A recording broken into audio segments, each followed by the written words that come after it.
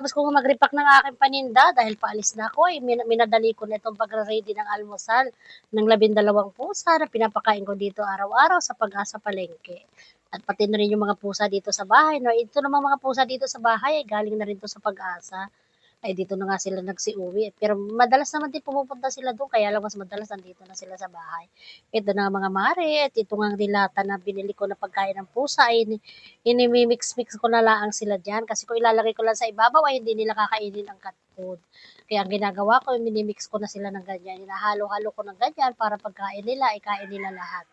Kasi nagiging mapili na rin itong mga pusang ito, simula nang nakatikim ng masarap na ulam, ay pag purong cat food lang ang ibibigay mo, ay kunti lang kakainin at iiwanan na.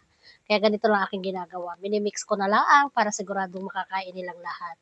Pinalabas ko na nga muna si Taro kasi alam ko namang makikialam na naman yun at magugulo na naman din sa akin.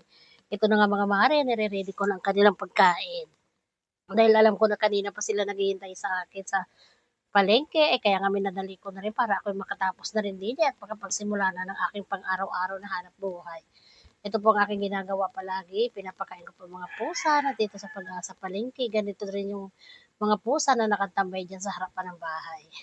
Kasi kung hindi ko sila pakakainin, ay wala namang ibang magmamalasakit, kawawa lang sila at baka sila pa ay masaktan.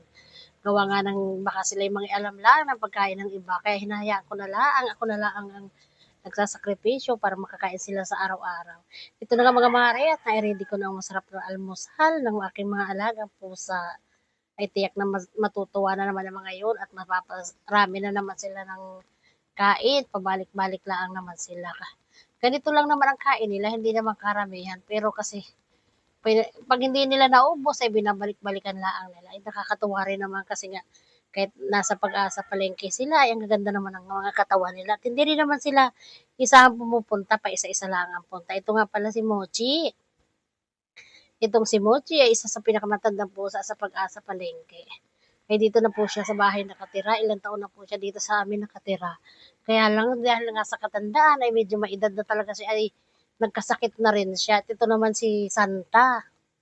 Ito si Santa ay kapatid dito ni Ginger at naman isang mailap na pusa ay ang tawag ko dito ay si Ginger. Itong si Ginger ay, naku, napakailap nito, hindi mo ito mahahawakan. Kahit ilang taon ko na itong pinapakain, ay mailap at hindi mo siya basta-basta mahahawakan. Nandito na nga ako sa palengke, mga mare. At pag-akyat ko nga ng aking kariton, ay isa-isa ko na rin silang binigyan ng pagkain. Gawa nga ng, inready ko na nga ang kanilang pagkain. Gawa. Hindi, sabi ko nga, kasi nga Sabado ngayon, ay baka hindi ko agad sila mabigyan. Kaya iniready ko na lang at pag dating ko sa palengke, ayan, pinakain ko na sila isa-isa. Ako na may natutuwa, gawa na ang sarap naman ng kanilang kain. Ay ito nga si Tara, hindi mapakali, balik-balik lang doon sa, bali 2 plato ng kanyang kinakainan. Ito nga pala si Tara, ay bagong panganak lang. Ay di ko nga alam kung ilan ang anak nito, gawa nga ng sabi nga ng owner niya, ay nandun daw sa kisame inilagay ang kanyang anak. Ay wari ba itinago nga niya ang kanyang anak. At syempre, ito na nga hindi ko rin makakalimutan si Aya. Ito nga palang nanay ni Aya. Ito, naku, buntis na naman nga ang nanay ni Aya. Ito na si Aya at masarap ang sarap ng kanyang kain. Nagustuhan niya rin ang aking inihain na pagkain para sa almusal para ngayong umaga. Kaya nga palagi ko sinasabi mga mare, kung may mga stray cat, stray dog sa inyong mga lugar, ay pakainin nyo rin naman. Thank you for watching. Follow for more.